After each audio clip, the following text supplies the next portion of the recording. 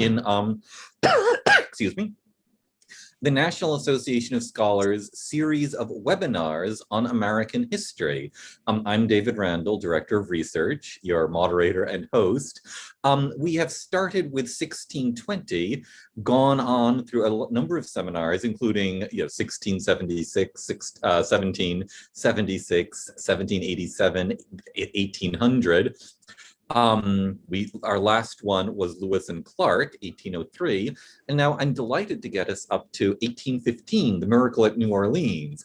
I regret that we didn't have one on Robert Fulton and his steamship for like 1808, but can't have every year, I suppose. The miracle at New Orleans. So this is, the British attack New Orleans and are defeated by Andrew Jackson.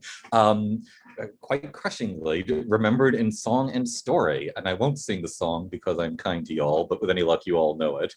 I am delighted to have here three distinguished writers, authors on the subject. And the order they'll be speaking in is Donald Hickey, a professor of history at Wayne State College; Joseph F. Stoltz, director of the George Washington Leadership Institute at Mount Vernon and author of A Bloodless Victory; and Brian Killmeade, author of Andrew Jackson and the Miracle of New Orleans, the battle that shaped America's destiny, and co-host of Fox and Friends.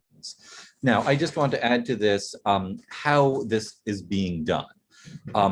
Each of our participants will speak for 12 to 15 minutes. There will then be moderated discussion where ideally the audience will be doing most of the questioning. I'll be passing it on, and or the participants can look down at what your questions are.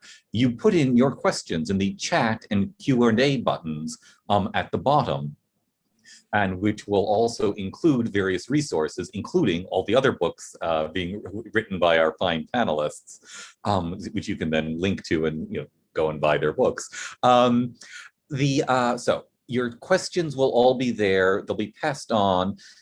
Any questions that aren't answered by the end of the session you can then write me, randall@nas.org, RANDALL@nas.org. I'll pass them on to our panelists so they can answer you directly.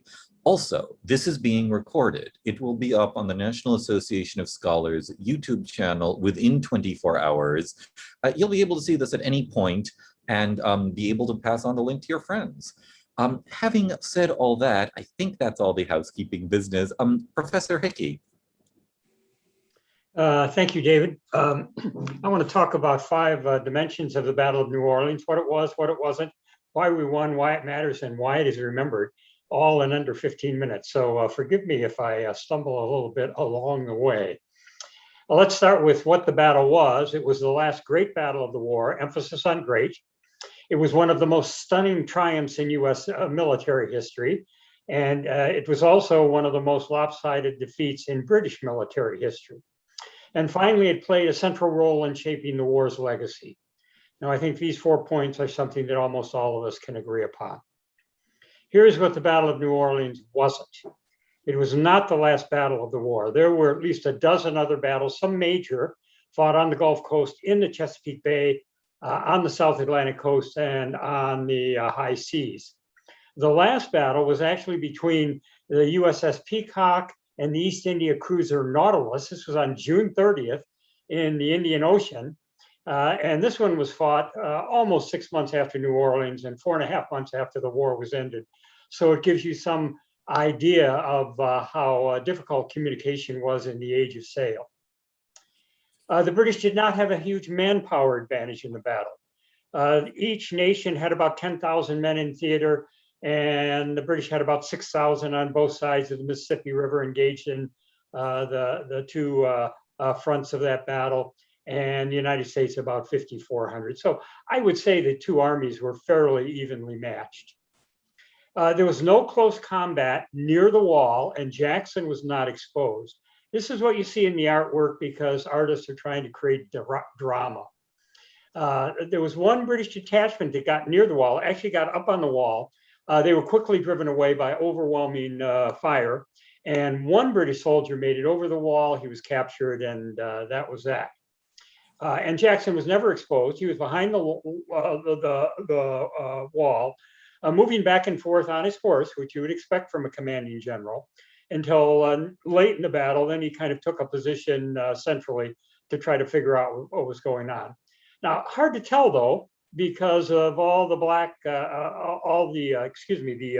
the gray whitish smoke emitted by the black powder they used in those days. Plus, there was initially it was dark, and then there was a fog and a mist. So it was really tough for anybody, I think, on either side to see much. Yeah. Beyond this, there were a few cotton bales in Jackson's line and no Royal Navy warships involved in the battle. Again, these are artist renditions trying to add drama to their scenes. The Royal Navy never got within 65 miles of the battle because it couldn't make the turn and get beyond Fort St. Philip, which guarded that sharp turn in the Mississippi River. And Jackson had actually put cotton bales under his gun platforms early in the campaign, but they caught on fire during an artillery exchange, and so he removed most of them. The role of Jean Lafitte, though immortalized in this battle, was pretty modest. He was not involved in the battle. We don't know where he was. He may have been on some mission as Jackson's unofficial aide delivering a message. And the contribution of the Baratarian pirates was pretty modest in this battle. Some of them served in one of the 8 batteries in Jackson's line. They provided some flints to Jackson, and they also, I think, provided intelligence on the really difficult geography of the lower Mississippi. But I think for the National Park Service to do as it did in 1978 and name the battleground and the surrounding sites the Jean Lafitte Historical Park and Preserve really misrepresents his role in the battle. It should have been called the Andrew Jackson National Park and Preserve. It wasn't in 1978, and I doubt if it would be today. This was not a battle won by rifles. Actually, muskets did more damage to the British than rifles, and artillery did more damage than muskets and rifles combined. As near as we can tell, because those with shoulder armors couldn't see much, a lot of them simply filled their weapons and held them up over the wall and just fired them, hoping they'd hit something. And that explains why Jackson's casualties on the East Bank were so low, only 13 compared to more than 1,000 of the British. This was also not a battle fought after the war was over. This is a very common misconception even today, because the Treaty of Ghent was signed on December 24th, and the battle was fought 2 weeks later on January 8th. Now, in point of fact, Article 1 of the Treaty of Ghent provided that the war would end only after both sides had ratified. The British ratified on the 27th of December, 3 days after the treaty was signed, because London was near Ghent. But the treaty didn't arrive in the United States until February 11th. The troop ship docked in New York Harbor because there was bad weather in the Chesapeake. The treaty was then raced down to Washington, and on February 16th, 1815, the US Senate unanimously approved the treaty. It did not ratify the treaty. That's not what the Senate does. The following day, when Madison signed the treaty, that ratified the treaty with the approval of the Senate, and with that, the War of 1812 ended. That was 5 weeks after the Battle of New Orleans. The British did not plan to sack the city if they prevailed in the battle. This is the beauty and booty myth. I think it was initially propagated by a Mississippi territorial judge named George Poindexter. He was at New Orleans during the battle, but he sat out the battle because he had sore arm. And I think he was the one who probably started this myth, this notion that the British would sack the city. I can't find any good evidence that the British were planned to do that. And it just simply wasn't their style. Bear in mind, when they occupied Washington, D.C., they did not sack that city. Now, they did take sniper fire on the way into Washington, and they burned the building that it came from, Albert Gallatin's home, and they burned the public buildings. But they always kept a very tight leash on their troops. So there was no looting by the British. There was looting in Washington. It was by the no accounts who remained behind after respectable folk had left the city. And I don't think there would have been any looting or any other misbehavior like that in Washington.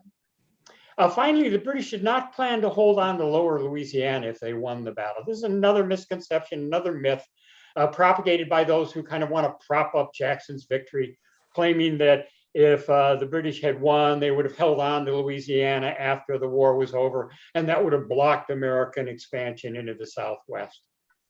I can't find any evidence of that in any of the British records. It's really like the British launched this campaign and then forgot about it.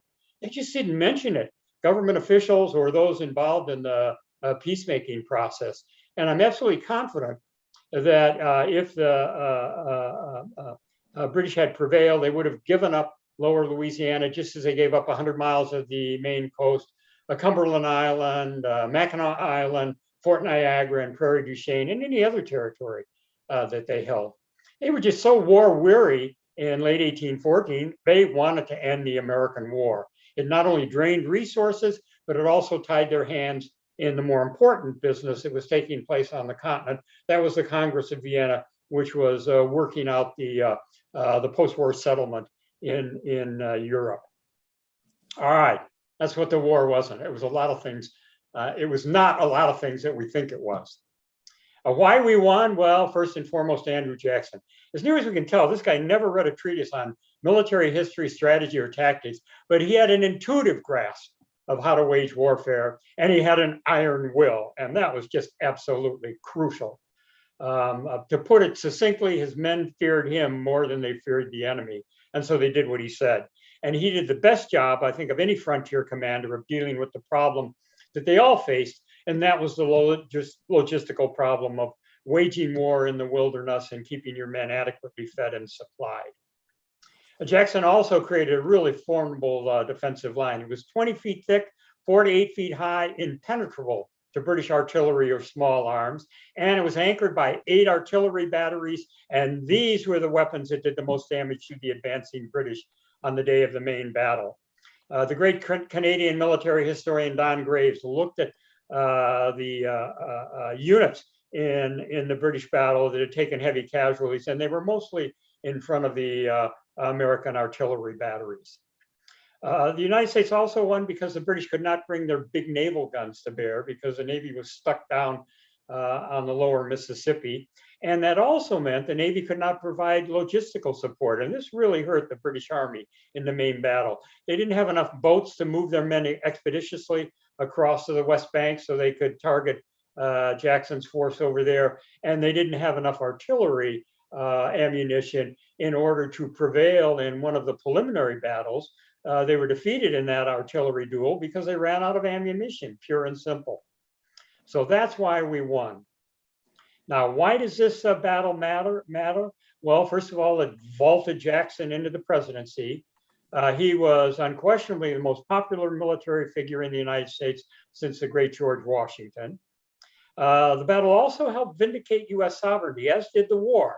The great powers of Europe, including Great Britain, treated the United States with greater respect after the war. And as we're going to see in a minute, it also affected a fundamental change in British foreign policy toward the United States. Beyond that, it fostered the myth of American victory in this war. I think the conventional wisdom among scholars anyway is that the war ended in a draw because there were no great gains on the battlefield. And after all, the Treaty of Ghent provided for the return to the status quo ante bellum. So that's a prevailing view. But there is an argument to be made that the United States won the war because it vindicated U.S. sovereignty, won respect, and forced a major change in British foreign policy. That's a credible position. My own position is that the United States lost the war. And I judge our success in all our wars on whether we achieved our aims. Our aim in this war, our principal aim was to force the British to give up certain maritime practices. And our war plan was to seize Canada and hold it as a ransom to secure concessions on the maritime issues. Well, we failed to conquer Canada. I really think that was beyond our means. This war, we could not win, if you look at it from that perspective. And so the British held on to Canada at the end of the war, and the maritime issues weren't even mentioned in the peace treaty. So there would have been nothing to stop the British from resuming those practices in another war on the continent. And nobody knew that the Napoleonic Wars were going to be the last of the 100 Years' War between England and France. If there were another round, the British could engage in those same practices. They wouldn't be bound by the Treaty of Ghent not to engage in those maritime practices. And in point of fact, they did engage in them during World War I. Ernest May wrote a book in 1959 about American neutrality in World War I, and he has a chapter there entitled The Shadow of 1812, in which the British were engaging in some of the practices they had in the War of 1812. Now, finally, this war did contribute to a major change in British foreign policy toward the United States. They concluded that the best way to defend Canada was not to pump men and material and build fortifications into post-war Canada, which was going to be just frightfully expensive and might not prevail, might not make any difference with the United States growing at such a rapid pace. So they decided instead to try to accommodate the United States, hoping that we would expand west and south rather than north toward Canada. And this was vindicated by events. There were some rocky periods in Anglo-American foreign policy, foreign relations in the 19th century, even a few war scares.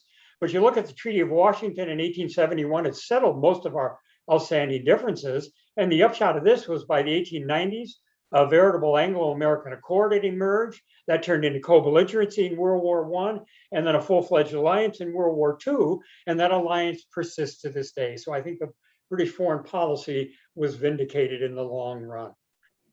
All right, why is this battle remembered? Well, given its enduring mythology and lasting legacy, it really was a defining moment in American history, and it deserves the high profile it has in the American memory. It sure helped that it had a couple of songs that immortalized it. There was first the Samuel Woodworth tune, The Hunters of Kentucky, written in 1821. This became Andrew Jackson's campaign song in the late 1820s and early 1830s. And then there was the great Jimmy Driftwood tune, written in 1936, that Johnny Horton in 1959 turned into Billboard's top-selling song of that year. And that song has been covered by at least 20 other artists, and I think there are 9 or 10 parodies of it as well. There's a really good Canadian parody of it, which you can find on the internet. And it's the Horton tune still gets airtime today on the radio. And I asked my students today, 60 years after it enjoyed its great heyday, whether they're familiar with the song, and they are indeed. So the short version of why this battle is remembered is 2 men, Andrew Jackson and Johnny Horton. Thank you.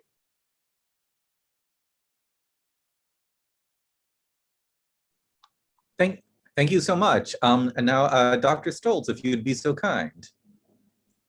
Yeah, so I'm gonna just kind of dig a little deeper into some of the things that Don had mentioned in his very good and very rapid fire overview. And bear with me, I'm going to make 2 college football references, and in part the reason why is because prior to coming to Mount Vernon, I was teaching up at West Point, and I got the fun job of doing summer school for the football players. So it helped to be able to put historical moments into to a context that was more relatable for them. In my mind, the Battle of New Orleans, if anybody remembers the 2007 game where Appalachian State marched into the big house there in Michigan and actually beat the University of Michigan at home, right? #1 ranked Michigan. That's for a large part the Battle of New Orleans in sort of a pop culture reference moment. It's maybe more approachable to modern audience. One of the miracles to me about New Orleans is how bad the British leadership ends up being throughout the course of the campaign. The entire operation from the British perspective is very rushed. I think there's a couple reasons why they're sort of trying to get things going as fast as possible. But what they're attempting to do is an incredibly complex joint operation between both the Army and the Navy. They've got over 10,000 ground force personnel involved, plus probably around another 6,000 there with the British fleet. And at no point does the senior naval commander is the senior naval commander able to have a meeting with who is going to be the senior ground commander to actually figure out a plan for the campaign before everything's just already put into motion.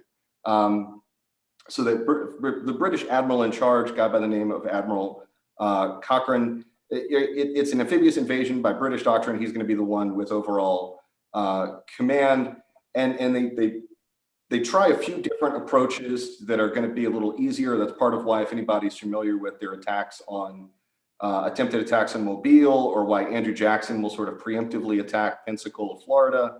The ideal solution would have been take something farther to the west or farther to the east of New Orleans, and then march the troops over land. So you're not trying to fight your way out of a very narrow amphibious landing site like they're going to end up having to do once the British put troops ashore in December of 2014. But the whole operation, when you sort of read through the British officer accounts, it just feels sluggish. It doesn't feel like there's a very articulate plan of campaign on the front end, and the British are just having a bad day. They're having a number of bad days, obviously, but it is just not a great example of British military leadership. Now, however, for the Americans, they have a number of really good days. And I think what is an underappreciated aspect of the Battle of New Orleans, right, because as Don mentioned, there's sort of so much hype and mythology about the famed American rifleman, and we can get into sort of why that is in a moment. It tends to overlook, as Don sort of alluded to, the actions of the U.S. Army's Artillery Corps, the U.S. Army's Engineer Corps, the gunnery of the U.S. Navy, right? There's eventually not going to be any U.S. Navy ship on the Mississippi River, but they will have U.S. Navy sailors and gunners on manning shore batteries that are going to be operating a 32-pounder. For those of you that aren't not familiar with the intimate details of 18th century military technology, a 32-pounder is basically got about a 3/4 of a mile range. Jackson's entire line is around 3/4 of a mile. The entire field was judiciously placed with the artillery to where, basically anywhere the British are going to want to go, they're going to have a very bad time of trying to get close to those American lines. And that's, like Don said, before the Americans even start to put tremendous amounts of rapid fire musketry into the face of these British regulars. Jackson just played smart defense. He had the benefits of what we call interior lines, which means he has to move his troops the shortest distance.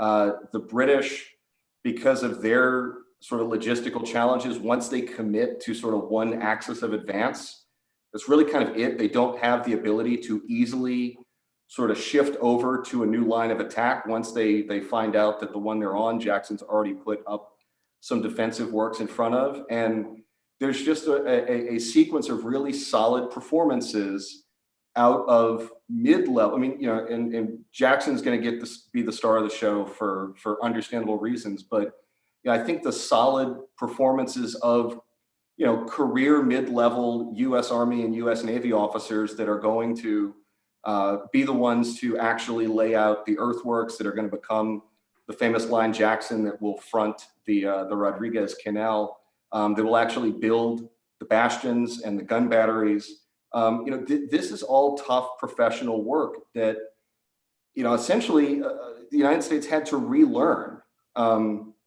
after the American Revolution. And that's, when you look at what plagues the U.S. military earlier in the War of 1812, it's a lack of those sort of skills that by 1814, by January of 1815, the U.S. military is back to having it's small, but a small but professional force. And I think, so in my mind of, why the Battle of New Orleans matters and what sort of becomes the lasting legacies of it is sort of twofold. One, for the U.S. military proper, right, for the U.S. Army and the U.S. Navy, there's a lot of lessons learned there that institutionally they will attempt to retain.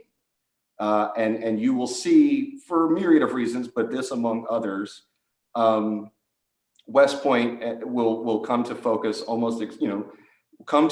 its curriculum in large part on professional gunnery and engineering. This had been a lesson that George Washington would have been haranguing them to do from his experiences in the American Revolution. It's one that the US sort of national defense establishment kind of sleeps on after the Revolution. And the War of 1812 and the Battle of New Orleans in particular become real sort of proofs in the pudding of, okay, we cannot let that institutional memory slip again. And so they will try as much as possible to retain it. Now, the problem with that is that those were policies and initiatives that would have been popular and most easy for the US military to retain if Federalists had stayed in charge, Federalists being one of the two major political parties in this period of discussion. And the war had been sort of brought into being by Jefferson's Democratic Republican friends in the Madison administration. And the Battle of New Orleans concurring almost simultaneously with a discussion amongst New England Federalists about some sort of opposition, more robust opposition to the war, is really going to set the stage for the Democratic Republicans moving forward to just beat the Federalists over the head with allegations of unpatriotic behavior for the next 10 to 20 years.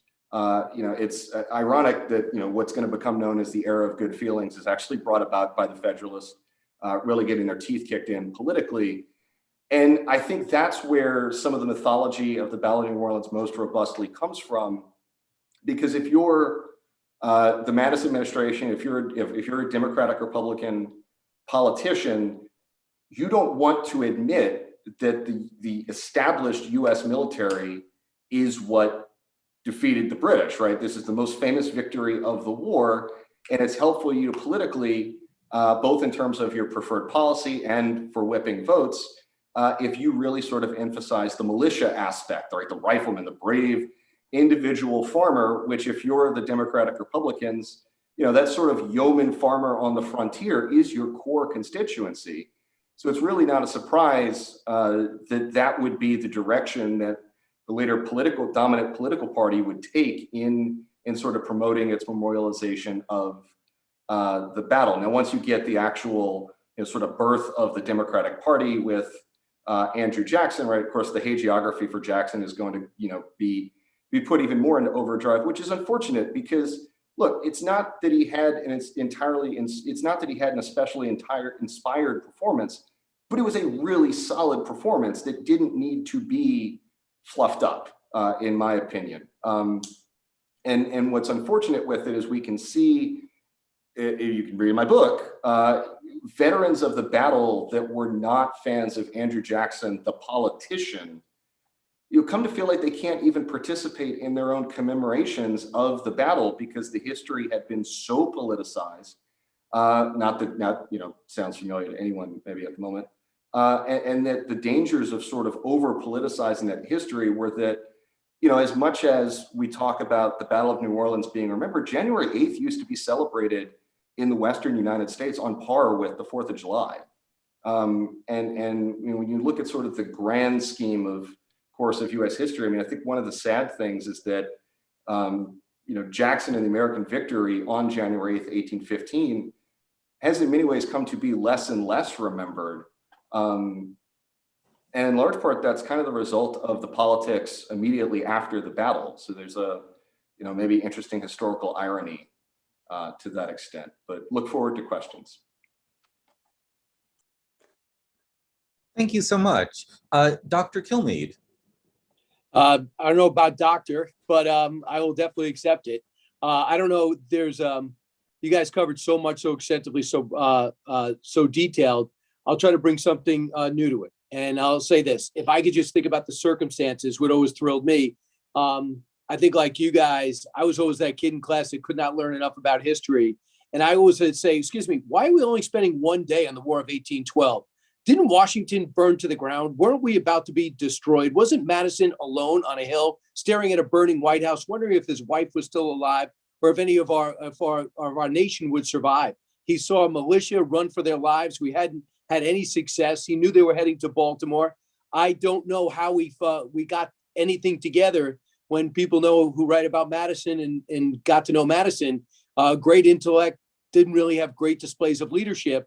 Now you needed Vince Lombardi and Bill Parcells, along with George Washington, and I don't think you had any in the intellectual experience, James Madison.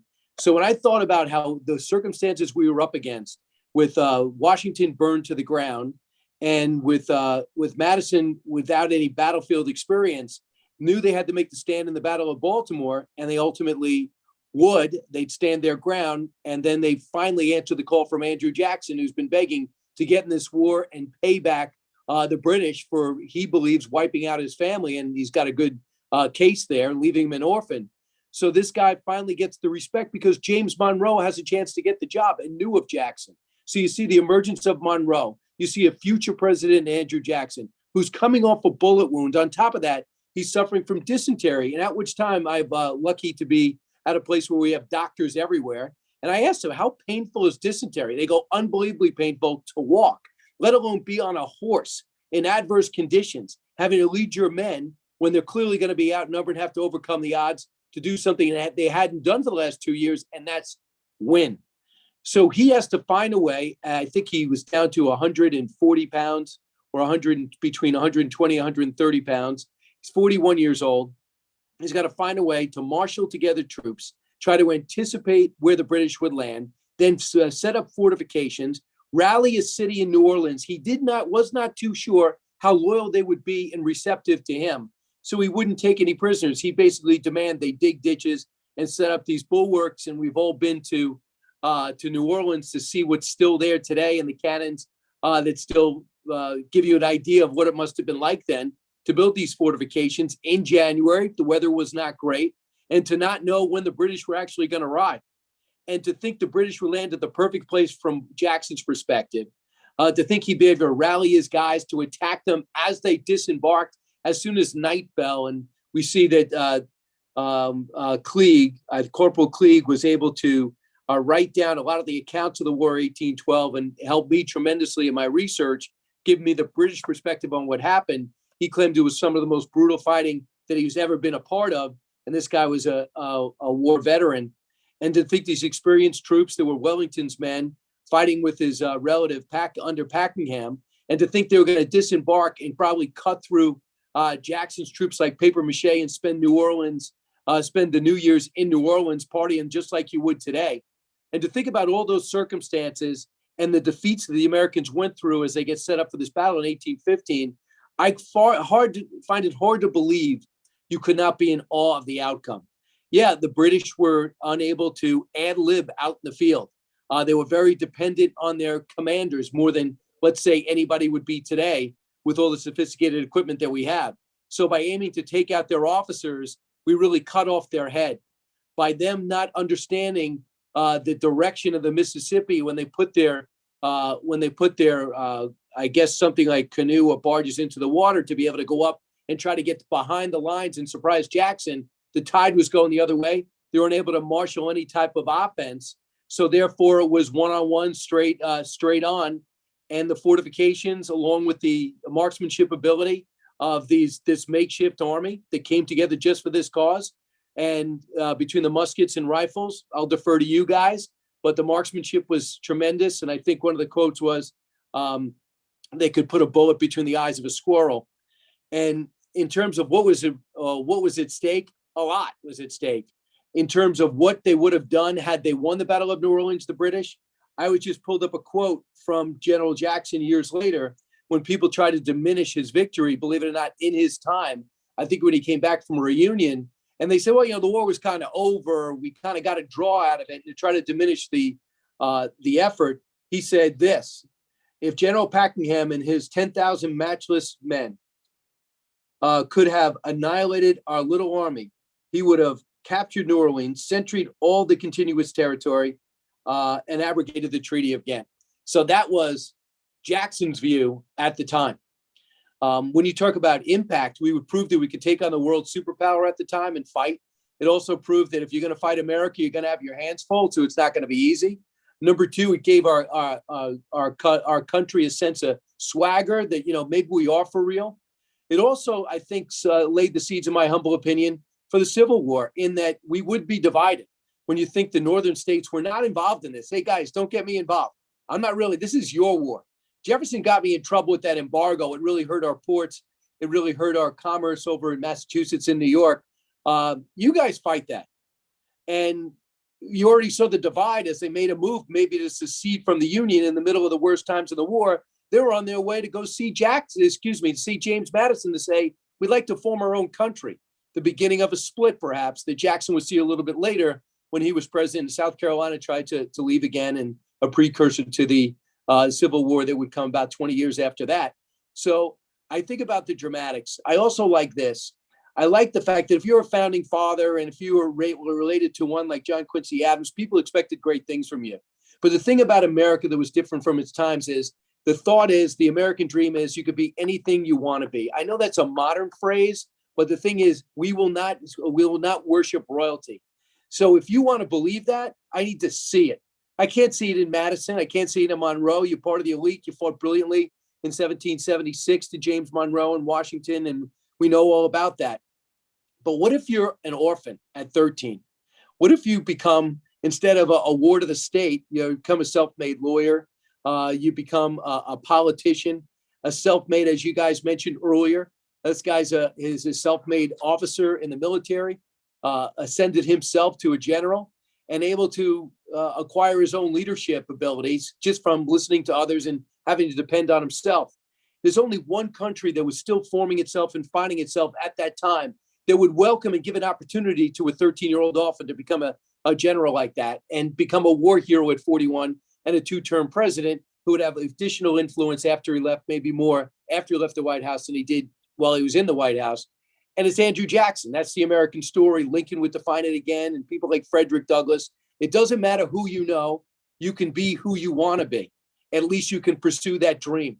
So I like telling that side of the story, especially when I'm talking to younger kids, when I go to talk to 8th graders or 6th graders, to give you an idea that Jackson, instead of saying, I have no parents, I have nobody to report to, he felt his country, his town, his county, his country raised him.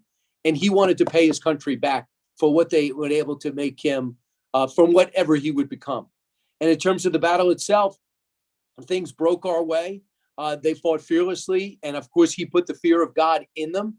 I guess there's no proof that Lafitte was there, but his men were. And I know Dominic Yu was chronicled, had fought this squatty. Reminds me of a fullback in football when they used to have fullbacks in football. Dominic Yu would, fight, and they would provide a lot of the gunpowder and the ammunition. And Jackson was flexible enough to know, the Pirates are not my kind of guys. They got background checks they wouldn't have passed, but I'll accept them. I need men and I need people willing to fight.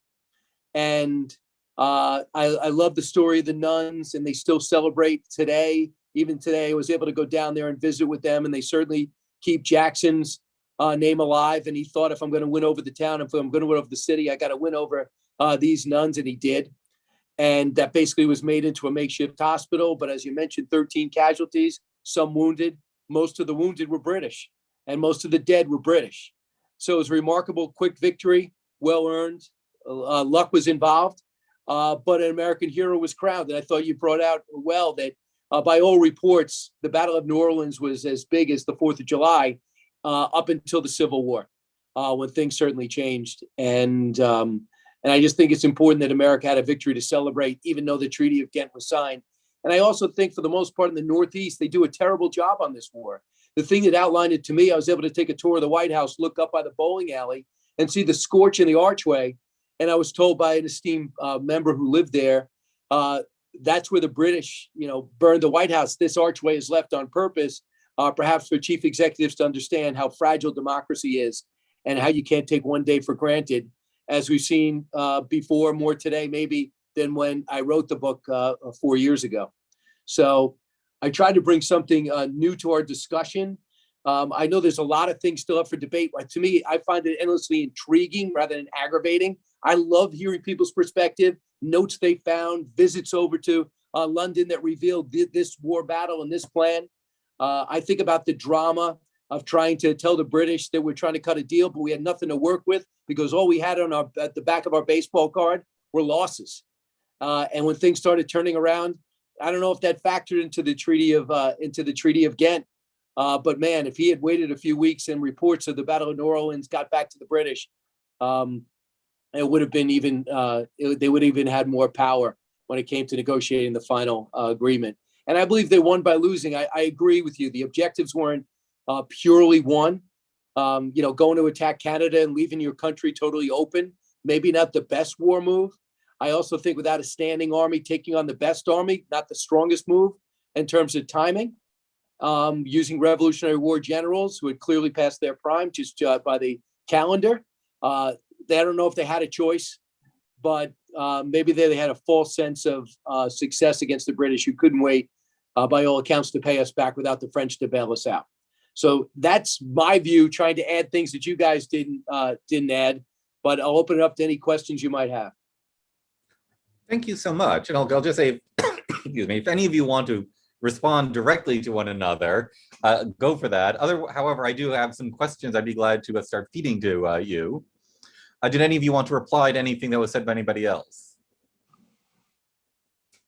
Okay. So, and I'll just say to everybody who's watching, just remember, please put your questions in either to the question and answer button, Q&A button, or to the chat button. And so I will start with a question from Ernest Hook. Given that the British had 10,000 men available, why attack this very far outpost of the United States? Given their successes in the East, in Washington, D.C. and so forth, why didn't they follow up with this vast additional manpower? Well, New Orleans was the largest city in the West. 25,000, a population of 25,000, the outlet for most Western produce, because you couldn't move those bulk items across the Appalachian Mountains. So this is a very desirable target, a major target.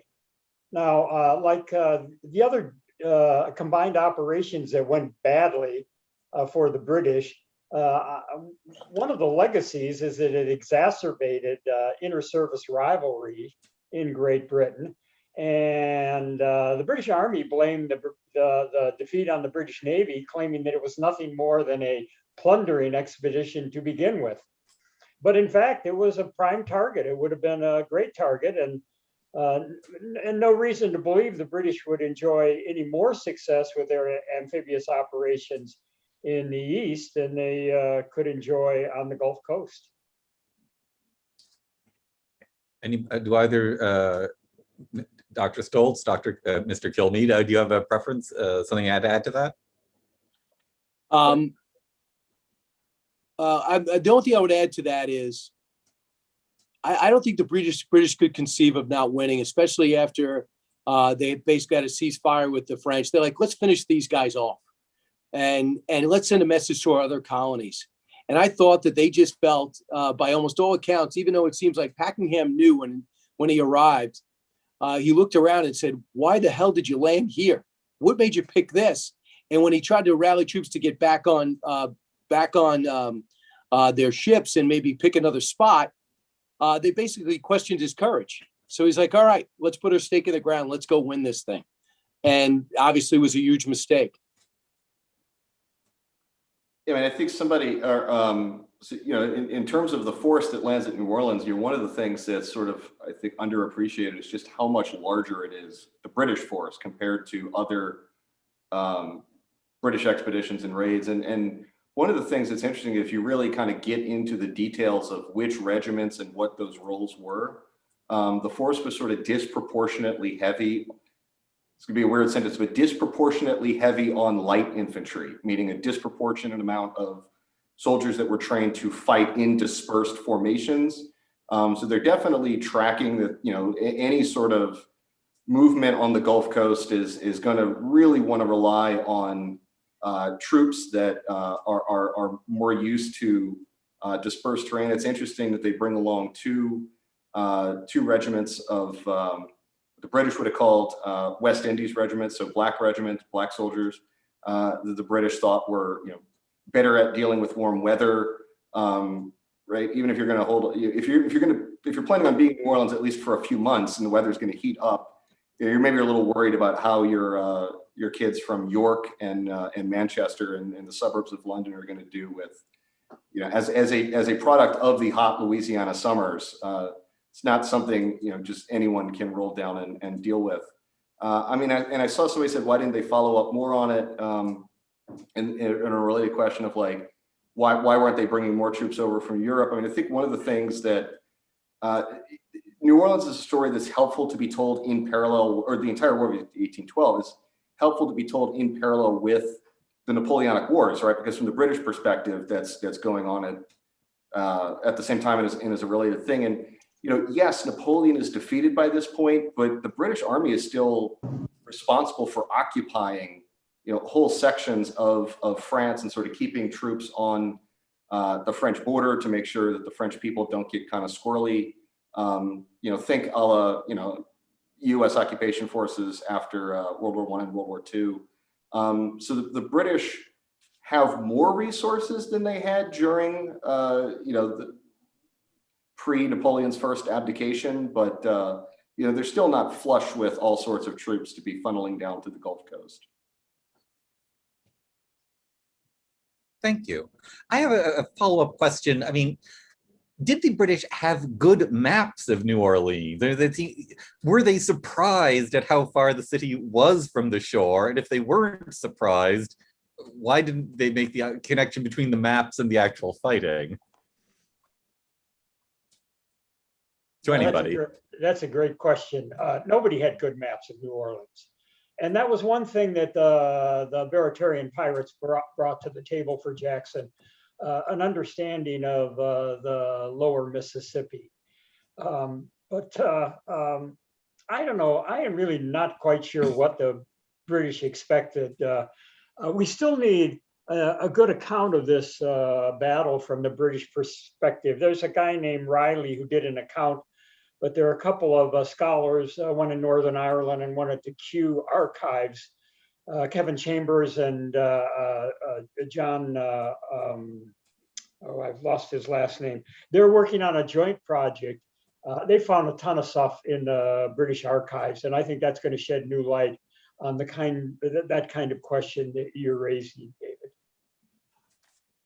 Yeah, I mean, one of the I would say this. The only thing I would add is if you drive there, it's really not that far. I mean, it's easy for me to say because I'm in a car, but I thought about it. I'm like, if that was an open field and you landed, even though the city, they say in certain parts looks the same as it did all those years ago in the French Quarter, obviously, it's not that far. And they must have been so optimistic because they weren't losing and they had nothing but success. If we have to fight these guys straight up, we'll take them. And look at the experience we have. So my sense is when I actually went there and we did, I tried to, with all the books, be able to do a video with it and do an hour special with it. So to bring it to life a little. I don't think it was that far. Dr. Stoltz, I think you were about to say something when I interrupted you. Yeah, I was just going to say, to Don's point, the Baratarians, there's a reason that the British were trying to basically buy the Baratarian assistance before, the Baratarians decide not to take the deal and sort of throw in with the Americans in exchange for pardons. But the other thing it's sort of an underappreciated, a lot of the sort of general British strategic plan, if you will, for the War of 1812 against the Americans relies on the use of indigenous American troops to make up for the British deficiency of needing to send troops all over. So this is why you see in the Northern Theater the British leaning in so heavily towards trying to generate support among Native American allies for the British. And I think when you look at like Don said, we're going to have more confirmation on this as more comes out. But my hunch would be the British sort of original conceptual plans for the invasion relied on the hope of being able to get support from either local Native American populations, which after Jackson's victory at Horseshoe Bend had basically taken off the table when the Creek Indian war is put to an end. The British were desperately hoping that the French and Spanish Catholics would side with the British in favor against the Americans, which there's a great quote from a French Creole guy by the name of Bernard de Marigny years later, where he's sort of, discussing this point, and he's just like, the Americans came down here in 1803 and they have funny accents and they shoot whiskey like nobody's business and they're annoying, but we're French. there was never a scenario where we're going to side with the British, right? They've been going back and forth at each other for, thousands of years. The Spanish maybe, if they thought there would have been some idea of getting Louisiana back, but New Orleans never had a huge Spanish population. It was always more French, even if it was administered by the Spanish, or never ethnically Spanish, right? They bring in Los Isleños, stuff like that. But I think a lot of the British plan, I agree, they did not have great terrain intelligence of the maps, but a lot of their plan was, but we'll be able to get there and make friends with people that do know where everything is in exchange for maps. And just every one of those breaks goes against the British in that discussion. I'll just add, by the way, when I was in Canada as a graduate student, I learned that, in effect, the Americans were expecting all the American farmers who'd moved to Canada to rise up in support of them. There's this wonderful symmetry then that you don't have anybody rising up either in Canada or in New Orleans, and it sort of comes out to be a wash, which I think is fun parallel. The artillery you mentioned. Andrew Jackson, I gather, then won substantially by being a great artillerist. This leaves the question of how were the Americans able to produce so much good artillery, and how were they able to get it in New Orleans in time in advance? And were the British aware of how well artillery supplied the Americans were? All three of those questions, I suppose. Well, I mean, the one thing I heard is that the Baratarians, the pirates, whoever you want to call them, they provided a lot of it. So they had pretty good artillery, a lot of the ammunition, which was part of the reason why they were so valuable. And I would add something else that, as was explained to me from the people of New Orleans, is that when these men and women came to fight, which I'm thinking about today, but when these men came to fight, they knew how to shoot because that's how they ate. So they actually shot things for a living. And they took great pride in what they did, with the dirty shirts and things like that. So there was no doubt about it. They felt confident that they were the superior marksmen. I do like to take issue with Brian on the Baratarian artillery.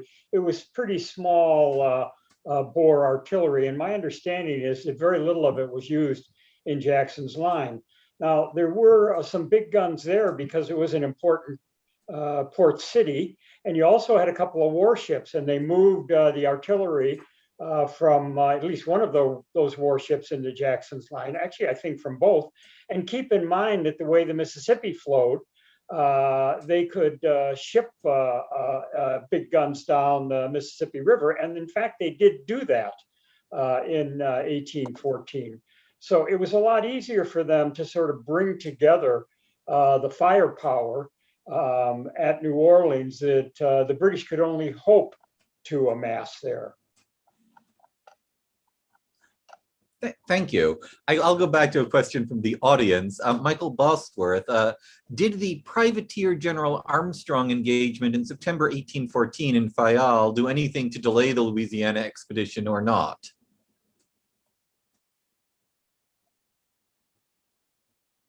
I've heard that claimed. I don't know myself. Maybe the other guys can shed light on it.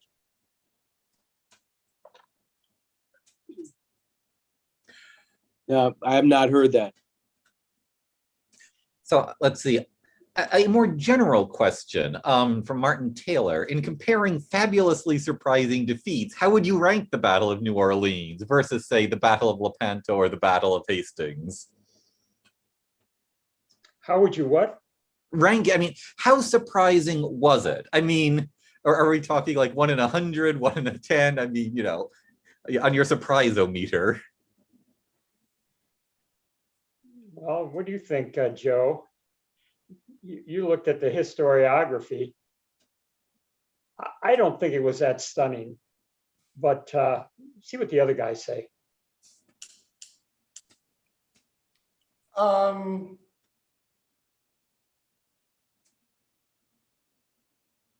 Brian? I would say this. This is if I'm just putting myself in 1812. This war starts. We have a false sense of swagger and success, and we have no success. We are. I think we make the move. And it's obviously a bad move to leave all the East Coast wide open and allow the British to come in with a formal army. All we had was a bunch of militia, which aren't organized by their definition. So the organized army that we did have go up to Canada to have almost to little to no success. And then we leave the whole East Coast wide open. And they cannot, next thing you know, they're burning the White House, they're burning the newspaper, they're burning the publishing house, the printer who was printing the newspaper. They printed those horrible things about those British generals and the British ships and their naval practices. And they burned to the ground. And then if it wasn't for Baltimore, we almost had no success at all. And if you think the British, with all their experience, and even in the battle here, they do know what is now we now know as America. They're semi-familiar with the land. Outside us, there's nobody who knows it better, and they know how to fight. That's all they do is fight. These professional soldiers. So to me, it's just a huge surprise. And if you go down their Hermitage and you talk to the people that they have at the Hermitage, that was the whole thing. It was characterized, and Jackson had no problem making the most of it as the greatest upset. I guess later on, Buster Douglas would upset Mike Tyson. That might be a bigger upset. But besides that, I think it's a huge surprise. One thing to keep in mind is Jackson never lost a battle. So he had a pretty good track record before New Orleans. And there were 3 preliminary battles. And I think the United States won all 3. So he's 3-0 going into the main battle at New Orleans. And then he's got all those Creek victories behind him.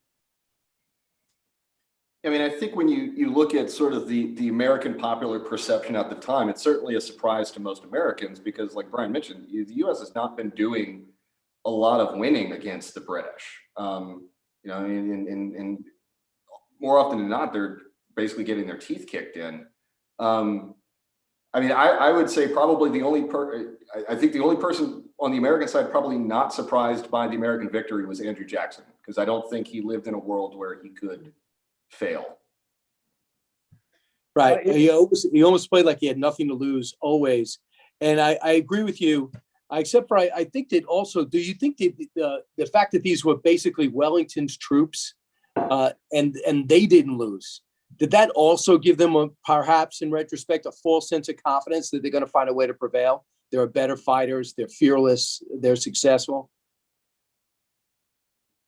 Yeah, I mean, I think when I've, the whole the Wellington troops thing. I mean, not all of them had actually been serving in the peninsula. You know, like the 93rd Regiment of Foot had actually been brought up from garrison duty in South Africa. But you know, I think amongst the British troops that had seen service in the peninsula, yeah, I think you're right. I think they were sleeping on it. I think they were sleeping on the Americans. You know.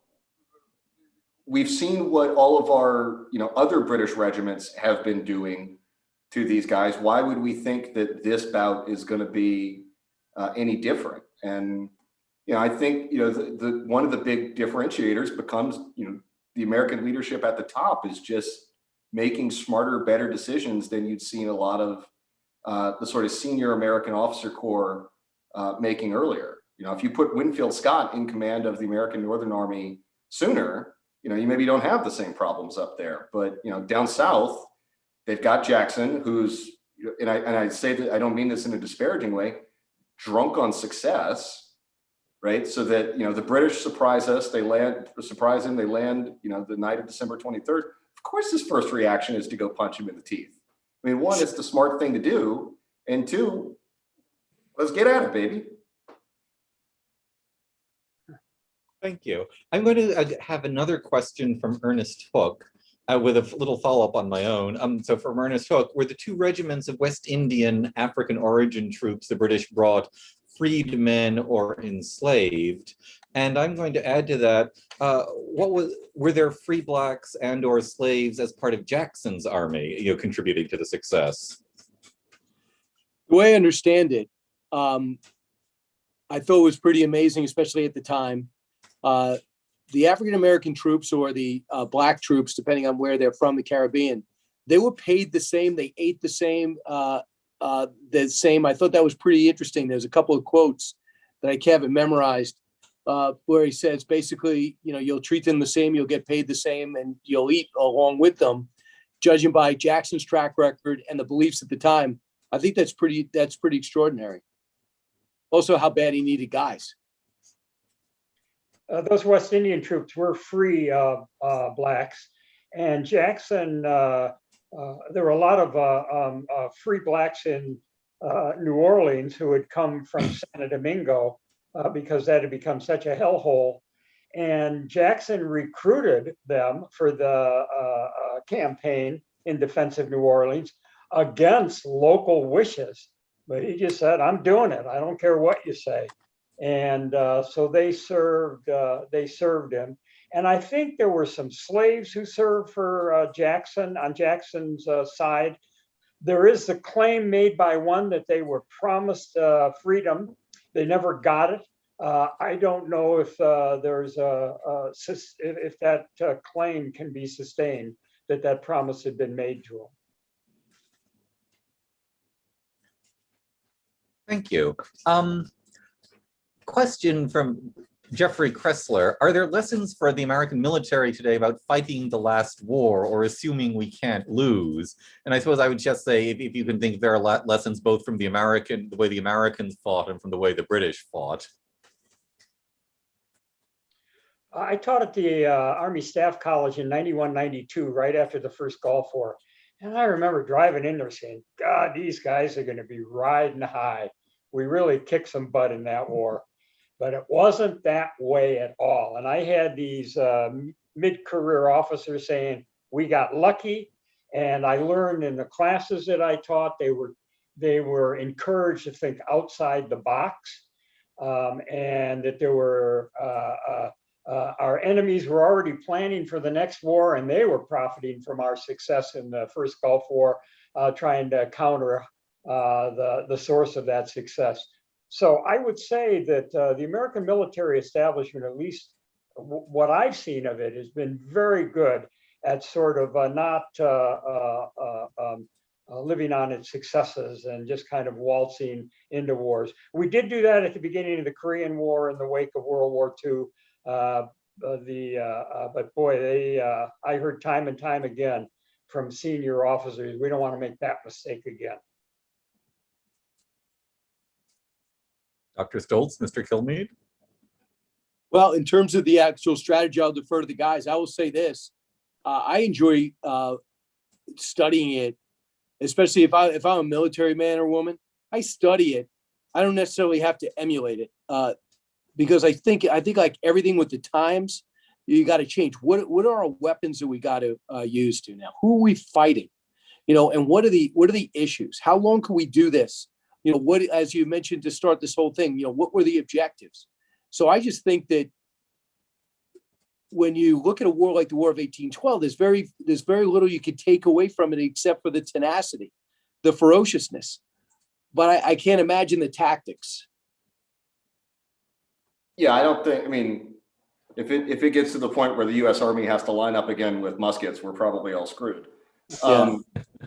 I think the what I would sort of throw out there as the big takeaways is one, in sort of joint operations, right? Like Army working with the Navy, right? So sort of two services doing sort of fundamentally different projects.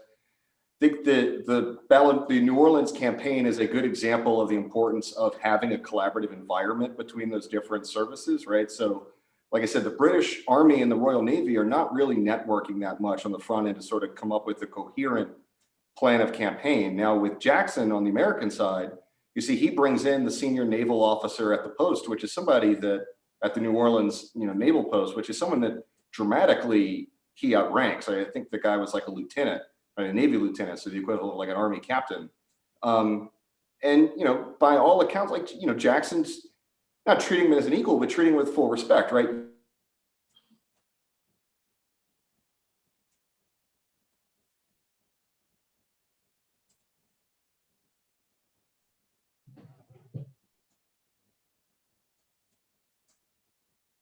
We're better at it, but I think if you ask people, would you have expected Andrew Jackson to be the one to reach, make the first outreach to the African-American population of New Orleans? I think these days, most people would not believe that would have been the case. But I think Jackson had a sort of understanding of the importance of the population as an important terrain element, right? So Jackson's going down and you know, Brian said, I mean, he is desperately sick. He's described as just ashen-faced and in ill health, and he's still putting on his full dress uniform to go make the appearance at the New Orleans Creole Balls. He's appearing in person to the African-American communities to try and recruit these new regiments. You know, he's trying to reach out to populations that the British are trying to leverage against Anglo-America, and Jackson is doing, you know, sort of the same fight, if you will, right? He's winning over the hearts and minds. And you know, it's weird to think about it maybe for us now, but you know, in 1815, New Orleans was still sort of foreign territory in a sort of a general American sense. It was very culturally different. And the Americans had to do a lot to, you know, sort of traditional, more established Anglo-Americans had to do a lot to sort of convince the population of New Orleans that maybe the US was the best, you know, best horse to back. And, you know, to his credit, Jackson absolutely aces that test. If I may follow up on that personally, was this the first time that Jackson himself had been into New Orleans and, you know, the current state of Louisiana? How much was he personally learning about this, you know, on the fly, and how much was he building up prior knowledge? I don't think he'd ever been there before. Yeah, I don't think so. I mean, I think Natchez was probably the closest he'd ever been. And when he was at Natchez as a young man, he took an oath of allegiance to the Spanish crown so he could trade there.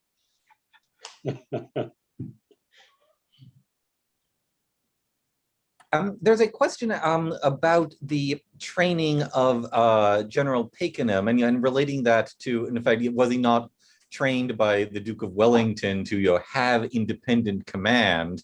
I guess I would broaden that up to, in effect, was, you know, the more amateur training of Jackson therefore a benefit for being able to react quickly on the scene, you know, making up for whatever lack of professional training he had? Well, Jackson did react very quickly.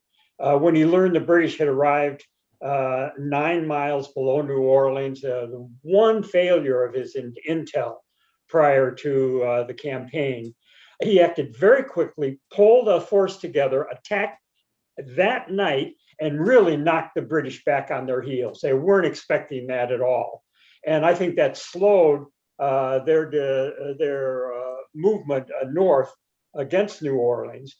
But I don't think that has anything to do with training. I think that's just innate personality. This guy could react quickly.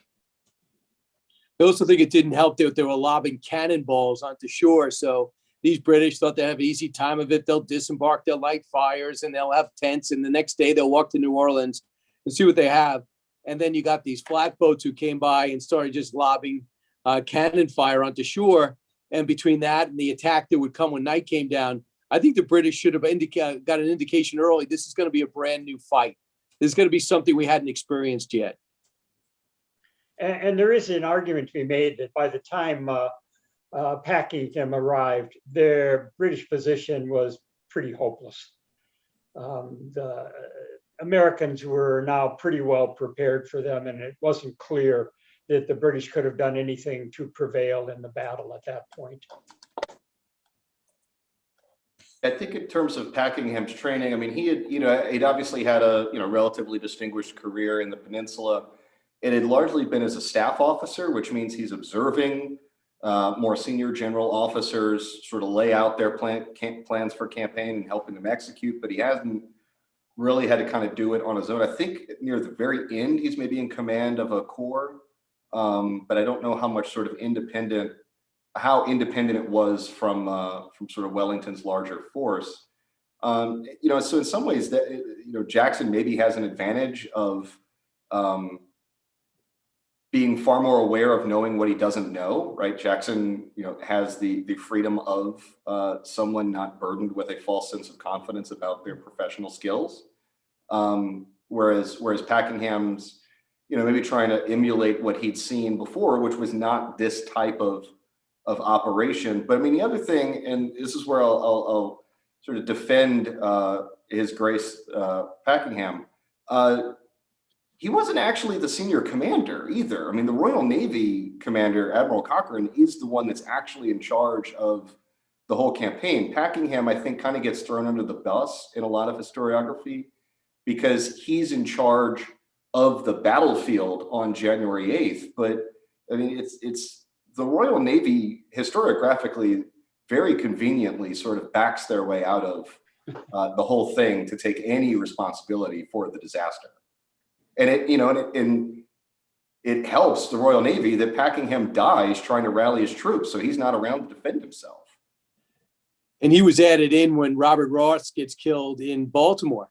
Yeah. And then they have to bring him over, and there was some delay of him getting over there, which kind of delayed possibly the attack in particular. And I think Wellington, if I remember correctly, Wellington was asked to go lead the American campaign, and he said, "I don't know. I don't promise. I don't think we'll have much success there." And there was something about the American fight that he felt as though, I don't want any part of that, you know. So, but a lot of his men did. You're making me think, by the way, this comparison to Gallipoli in terms of the Navy and the Army trading blame for who did it wrong and who did it right. Let's see. I had a good yet brilliant question on that.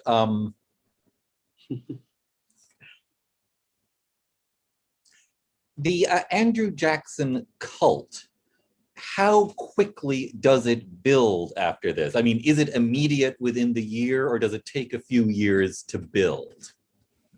You know, I guess related, is the sense of the victory immediate throughout the United States, and the immediate Jackson is the great hero already by the end of 1815, or do you really need to get to 1818, 1820 before people really think that way? Yeah, I mean, I would say it's immediate. Joseph, you've written on the historiography. How do you see this? Yeah, so the title of my book, A Bloodless Victory, is taken from a poem that is published as early as April of 1815. So it's already getting pushed around the national press as this great thing. Jackson, I mean, the Madison administration is perfectly happy to help promote it because, like I said, you know, in my opening remarks, it's helpful to their policies. It distracts from a lot of the failures the Madison administration had earlier in the war. So there's an irony that this guy that will come to be sort of the bane of the American political elite is first promoted by them to distract from their own failings. And so they're pushing it really early on. And you know, as a credit to Jackson, like, it's not actually him doing a lot of self-promotion. It's a lot of self-interested people promoting him early on. He's perfectly happy to have him do it because it helps, you know, him make money, and you know, get his name out there. But you know, yeah, it's pretty early on. I think it's interesting too is that he goes right back to battle, like to battle and has a little infringement in Florida.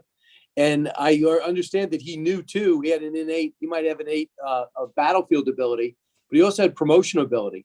A lot when he was fighting, he'd go outside when he was, campaigning. They would have lithographs of him in battle. So when people would show up to watch him speak, they go, there's the war hero. So already he's starting to build fame around himself, but it's not like he had to make it up. I mean, he did fight heroically. He is a great story. So, but he wasn't shy about campaigning and telling people how great he was or how much he's like them, as opposed to the so-called Virginia or New York or Massachusetts intelligentsia or the elite.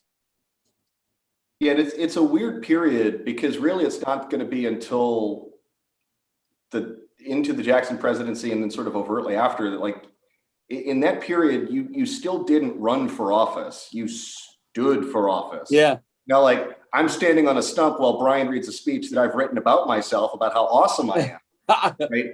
But it's still, you still have to play this sort of game of you're not publicly promoting yourself. And so for Jackson, it's a really great opportunity that you have lots of people that are happy to promote him, and he doesn't even have to arrange it. They're sort of lining up to get to be the one to talk about how awesome he is.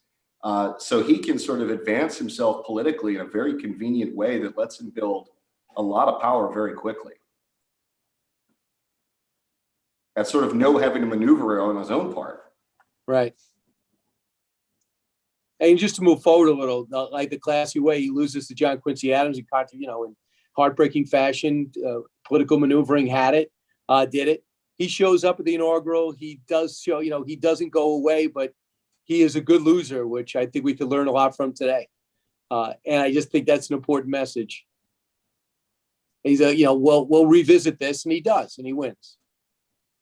And maybe he's a better loser than the John Quincy Adams, who doesn't stick around. He's bitter. Thank you. I'm going to go to another question from the audience. Nathan Earl, what role did alcohol consumption play in the outcome of the battle? Well, according to William Rohrbar, the consumption of alcohol per capita in the United States in the early republic was about 3 times what it is today. So I sometimes wonder if the founding generation sort of staggered through their daily duties. The reports, I've got a book coming out on Tecumseh's War, and the amount of alcohol that the soldiers drank is just absolutely staggering. And you look at the public toasts, the public dinners where they had toasts, they had 17 or 18 toasts for every state in the Union. I figure they'd each drunk about a quart of a whiskey by the time the night was over. So it was just a staggering the amount of alcohol consumed.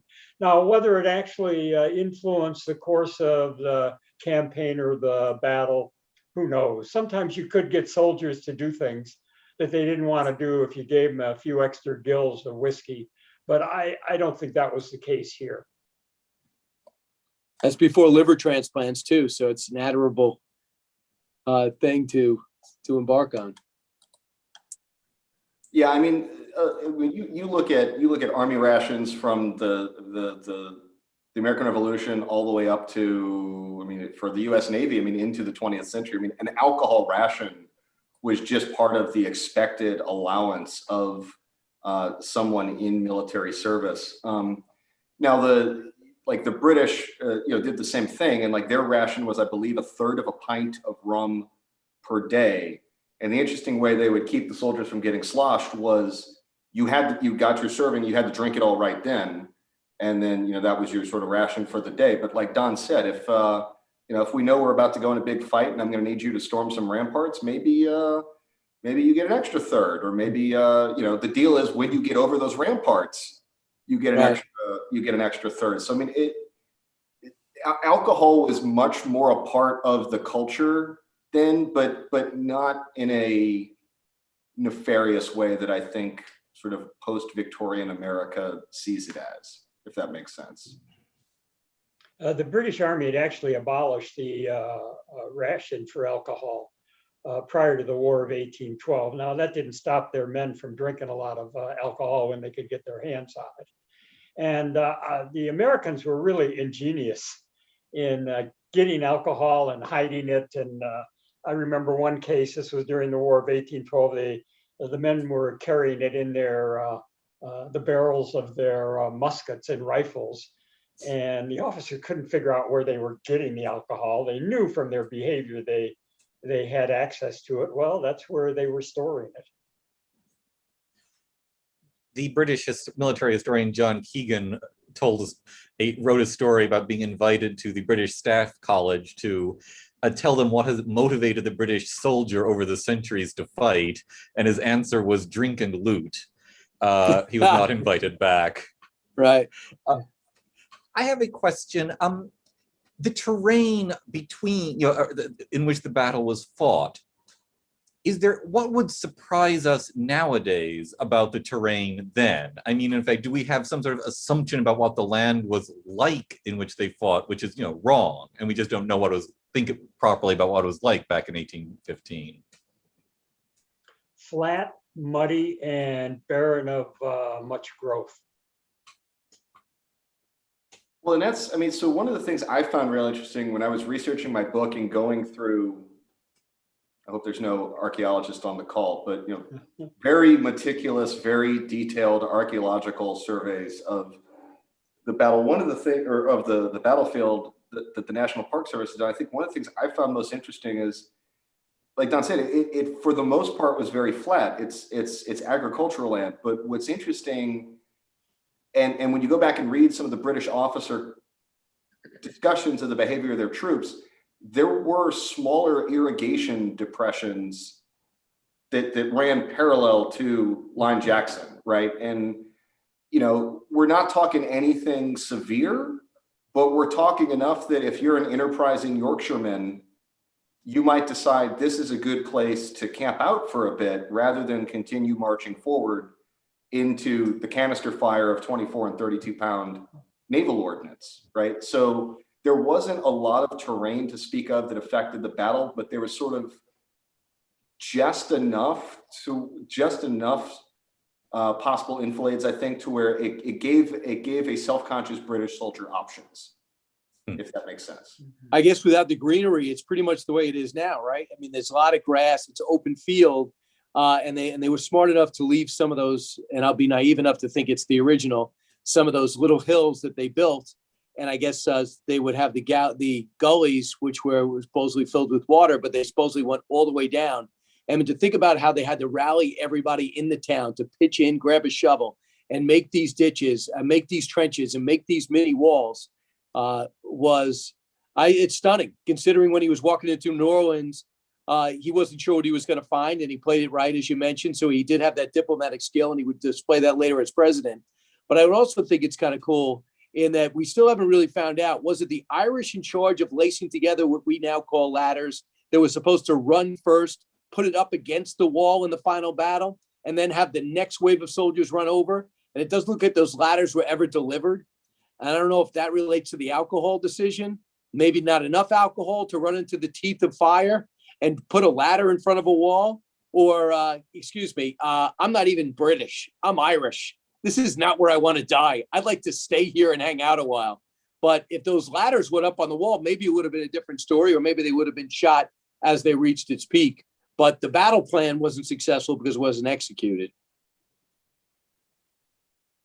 Yeah, I mean, I don't know about, I think the thing that's interesting with the ladders is this, and this is where I sort of, I tease out a little more in my book, but like starts to get into the failures of the British leadership, because this is an incredibly complex operation. That unit needs to be where it needs to be, when it needs to be there. And there's confusion amongst the regiment of, they were told, pick up the ladders at the front British artillery battery. But there's confusion over, do you mean the one that is currently the front or the one that had been the front? And so stuff was just never staged properly. The British general that's supposed to be sort of checking on all that before everybody goes to sleep for the night doesn't check on it. So there's just a lot of little individual, right? I mean, the 44th Regiment of Foot gets thrown under the bus for that, probably because they're Irish. But it was, their supervisors definitely did not, for something that was the key to the American plan on the right. It is interesting that no one bothered to actually, no one that should have checked on it bothered to actually check on it. It shows me? It's nobody's fight. We had to win. Did they really feel like they had to win? I think they were probably, why are we still here? What exactly is our goal? Andrew Jackson knew exactly why he was there. Every man and woman that helped out and, fortified the town in their small or large way, they knew why they were there. But the British, after a while, might be like, I'm so far from home. I'm muddy, I'm wet, I'm under fire. I think we're going to lose. And it's not really my fight. That's why things don't happen. I mean, things seem to fall apart when leadership doesn't take ownership. And maybe nobody really owned that battle from the British perspective. I have a question, and this is, I think, going to be the last question before I ask you for summing up comments. Had the British done a successful invasion and battle of this sort in the previous generation, sail some thousands of miles, land against opposition, take the city, and it doesn't have to be the most enormous opposition in the world, but moderate, American scale opposition. Had they a reason to think they've done this before correctly, they can do it again? They did it against right where Brian's sitting in New York City. I'm assuming you're in New York City, Brian. Yes, I don't want to give away my location. Yeah, I'm not going to go to this but I am. one, but yeah, I mean, New York City. I mean, the British the invasion of Long Island and the British assault on New York City during the American Revolution was the largest British amphibious attack until Gallipoli. I mean, it was a massively complex operation. And to the point I was making earlier, it enormously helped that the senior British naval and British Army officers were brothers. And so, you know, they made a good team. And when you see, you know, I mean, that's what plagues George Washington for the first year or so of, throughout the 76 campaign into 77, is that the Royal Navy and the British Army have such a good relationship because the two people at the top had a good relationship that he just can't catch a break from them. Had they so they did it right in 1776. Had they done it right between then and 1815? Yes, but that's a deeper cut Napoleonic history than I'm going to attempt to get into. But I know it had occurred. I would say just on that battle a little bit, would you also say that they moved too slow or they could have wiped out Washington? So, I mean, it wasn't a perfect campaign, but they did, you know, I guess that time these colonists thought after Battle of Bunker Hill, Battle of Boston, we're going to meet in New York. We'll probably have the same success. And they were almost destroyed. Well, on that note of almost destroyed, but weren't quite, and thank heavens. Thank goodness. I'm going to actually now ask the three of you if you'd be so kind to have some concluding remarks, and I guess perhaps in the reverse order. Killmead to Stoltz to Hickey. Okay. My concluding remarks is that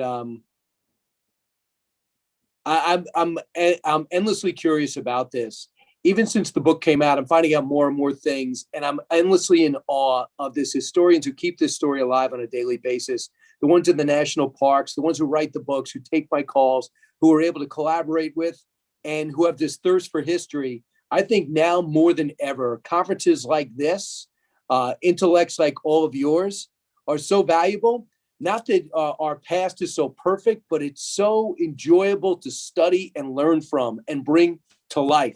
I think more than ever, we got to continue to rally and not go back and say America is great, but look at what we've been through. We have a history like no other. The Battle of New Orleans, totally underappreciated. I love the military aspect of it. I like the personal aspect of it. I like the British aspect of it and the American aspect of it. And it just gives you a great sense, the battle that you picked to talk about today, of America coming of age. We never would be invaded again. We would never doubt ourselves again. We defeated the standing army again. And what also is important too, the rest of the world's perception. What's going on with those guys? How did they win the first time? And how did they just do it again? And even though technically it was a draw, and I think by standing, living, and thriving, we won.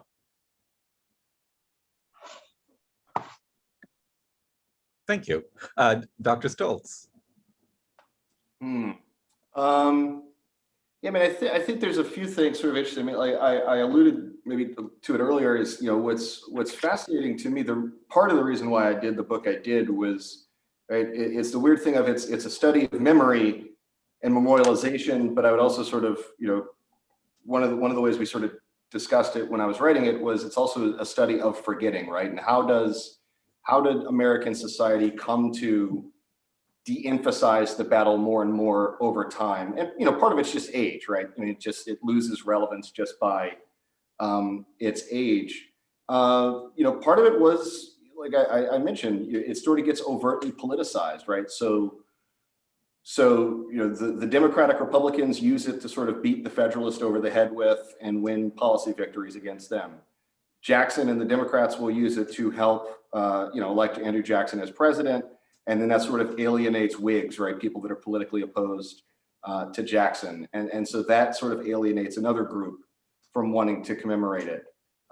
It becomes a whole hot mess during the run up to and including the American Civil War for all sorts of reasons that we need another 30 minutes to get into, of all the different ways people try and spin it. But it's an interesting thing of, I think that every generation has its own chance to sort of look at American history and figure out what are the parts it wants to emphasize. And in the case of New Orleans, it's been, from an academic perspective, interesting to see the Park Service failing to get interest in the battle, right? Because I grew up in New Orleans. The way the Park Service has been trying to emphasize it for years, and I've observed it firsthand, is as a one of the nation's first multicultural, multi-ethnic victories. Look how great it was that they all stood shoulder to shoulder and fought the British in this united cause. And it's fascinating on some level how little traction the Park Service has gotten with that. I'm not nearly smart enough public